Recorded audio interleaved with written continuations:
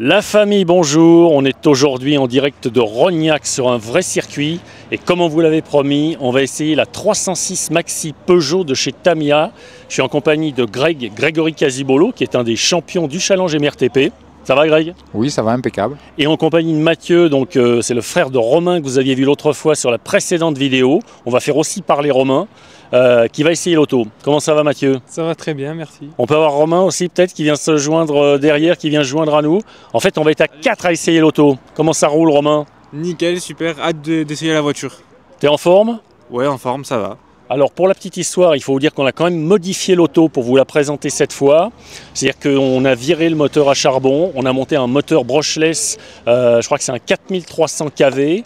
On a un pack d'accu lipo 2S de 4200 kV, on a monté des amortisseurs hydrauliques, donc des vrais amortisseurs à huile, avec des ressorts options, et on a également des pneus slick. Donc elle est en mode circuit, en mode course, elle est prête à arracher le bitume, et je vous invite également, comme d'habitude, à venir voir l'essai complet que vous allez retrouver sur mon site, le site boerimodélisme.fr, sur lequel vous aurez tous les détails, notamment les détails du matériel qu'on a monté, les caractéristiques techniques, avec un petit billet, une petite rédaction, une petite conclusion quant au comportement de l'auto une fois qu'on l'aura testé.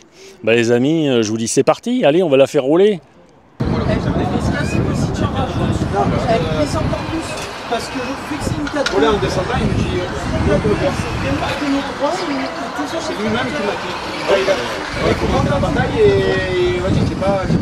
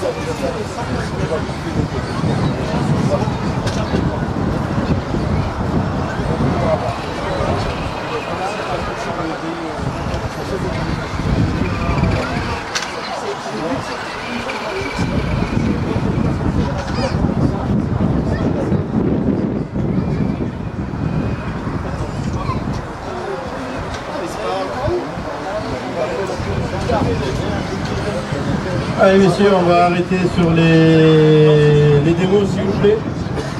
Voilà, donc je me trouve sur le podium du club de Rognac et on est en train d'essayer la 306 Maxi Peugeot de chez Tamiya. Je vais essayer de faire parler Romain qui est en train de piloter. On le voit à l'œuvre, il est en train de s'appliquer. C'est la première fois qu'il tourne avec cette voiture sur ce circuit.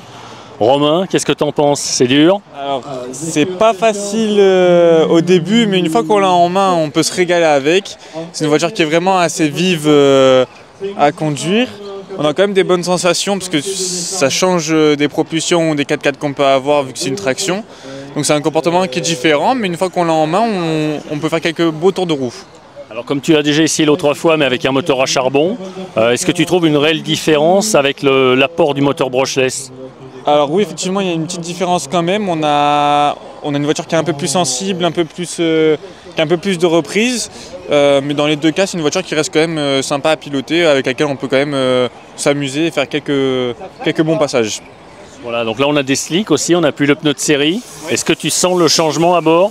Alors ouais, on a une voiture qui est un peu plus quand même posée sur la piste, où on a un passage en courbe qui doit être quand même un peu plus rapide dans les virages rapides. Par exemple dans la parabole au bout, ça doit passer un peu plus vite, mais dans les deux cas, ça reste quand même sympa. Ok, voilà, donc là je vous montre avec la caméra à grand angle, donc la voiture qui est en train d'évoluer sur la piste du MACR de Rognac. On fait ça dans le cadre d'une course, d'une épreuve du challenge. C'est l'occasion de tester l'auto.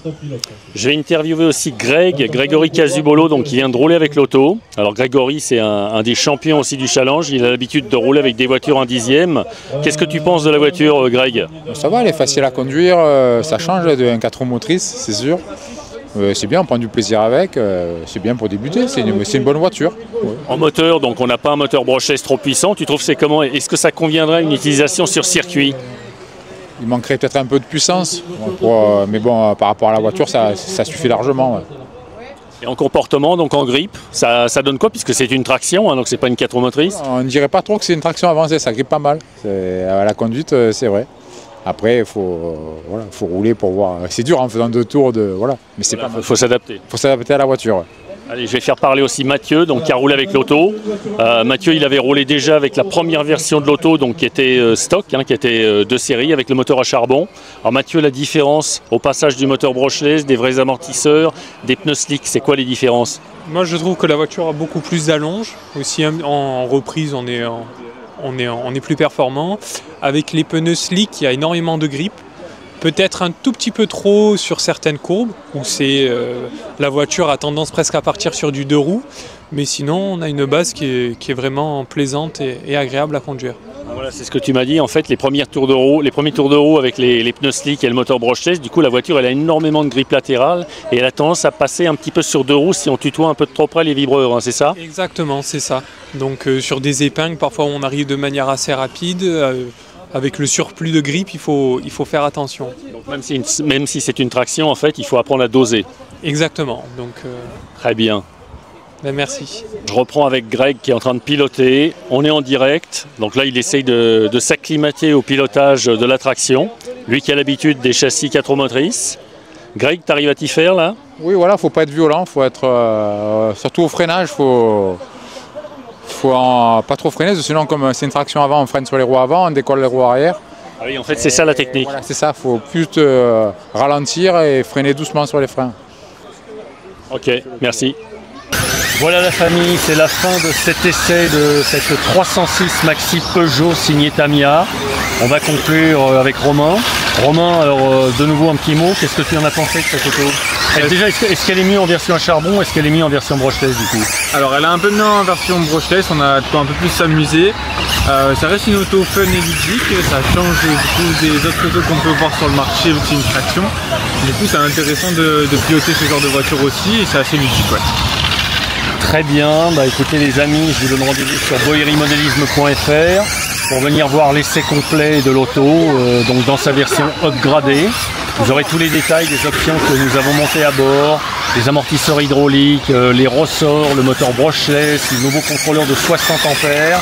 Et vous aurez également donc les impressions de Romain qui est à côté de moi, de son frère Mathieu et de Greg, 2 pilotes du challenge MRTP qui ont contribué à cet essai et qui ont essayé l'auto. Je vous dis à très bientôt pour une prochaine vidéo, peut-être en compagnie de Romain pour le fan club féminin. Qui sait? Peut-être, ouais, sans doute. Allez, ciao ciao les amis, salut. Ciao.